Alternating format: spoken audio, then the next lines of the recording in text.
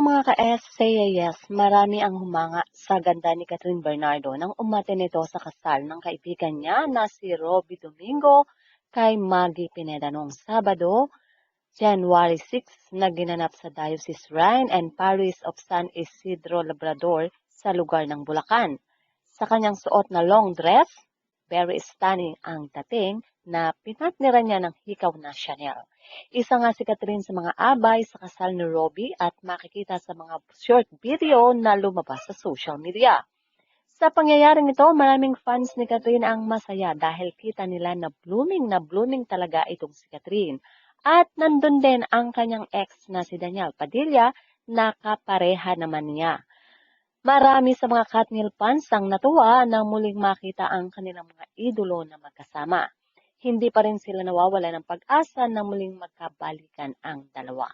Iba-iba ang wish ng mga fans. Ang mga Katniel fans wish na muling mabuo ang relasyon ng dalawa dahil nga sila ay mga bagay na bagay at talagang napakatagal na raw ng pinagsamahan.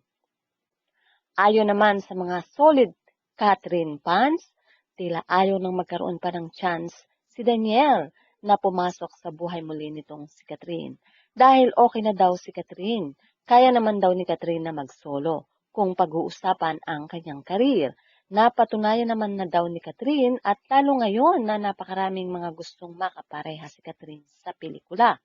Napakaraming opportunity na nakikita ang mga solid fans ni Catherine kung ito ay hindi na makikipagbalikan kay Daniel.